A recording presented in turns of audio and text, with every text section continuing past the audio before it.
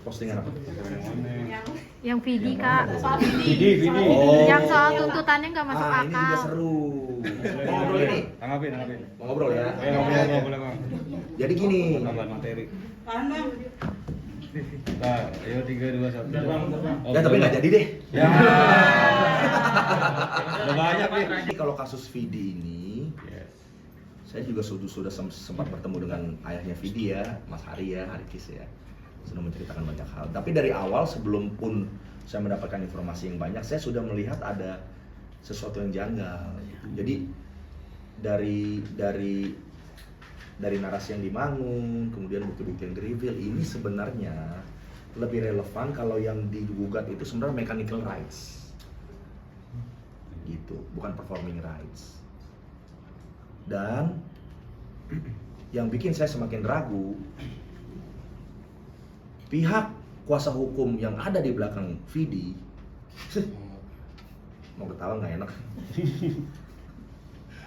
Ini yang saya nggak bisa percaya karena terafiliasi dengan salah satu asosiasi aksi yang sama-sama kita tahu bahwa memang aksi itu kan sudah declare bahwa musuhnya adalah penyanyi ya. Bahwa penyanyi adalah orang jahat yang nggak mau bayar royalti.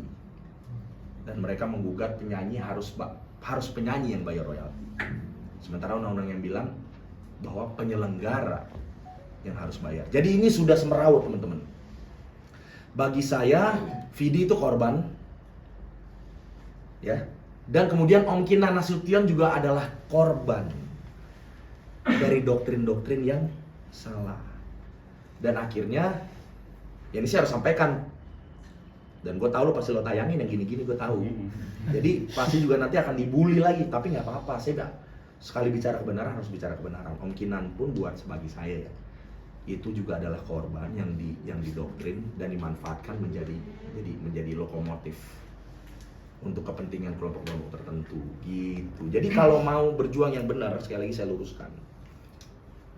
Teman saya juga Charlie kan bilang kan, bebas, gratiskan. Sebenarnya kan itu kan tidak titik dong, itu koma. Dia ngomong begitu karena ini kekisruhan terjadi antara pencipta lagu dengan penyanyi, kan gitu kan. Makanya dia bilang, gue sebagai pencipta lagu, gue menggratiskan penyanyi siapapun untuk membawakan. Dengan catatan LMK yang harus menagih royalti, penyelenggara yang harus bayar royalti terhadap LMK. Jadi gratisnya bukan jangan ditelan gratis-gratis, ditelan mentah-mentah, enggak dong, enggak. Artinya penyanyi yang tidak punya kewajiban untuk membayar terhadap pencipta gitu. Gitu. Jadi lagi-lagi pelurusan supaya semuanya back on track.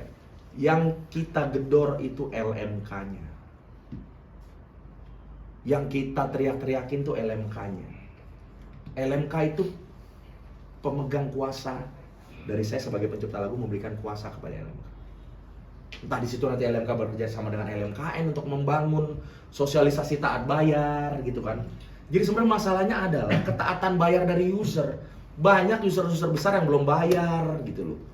Apa misalnya bioskop, XX1 misalnya sejauh yang saya tahu, dan beberapa outlet-outlet besar yang nggak mau bayar gitu loh. Kalau semua punya ketaatan bayar, duitnya banyak, yang didistribusi juga bisa banyak. Gitu teman-teman. Jadi terkait kasus Vidi ini buat saya, Vidi korban. Kan dibilang Vidi bertahun-tahun ngilang. Lo dari awal memang yang berurusan sama Om Kinan itu bukan Vidi sebenarnya, tapi Harikis, bapaknya Vidi.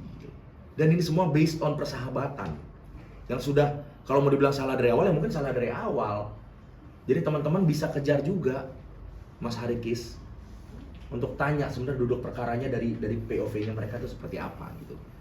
Jadi kalau masyarakat tahu, nanti masyarakat juga jadi bingung lagi gitu. Karena ada perpindahan dari label yang lama jadi VA Records tuh ya.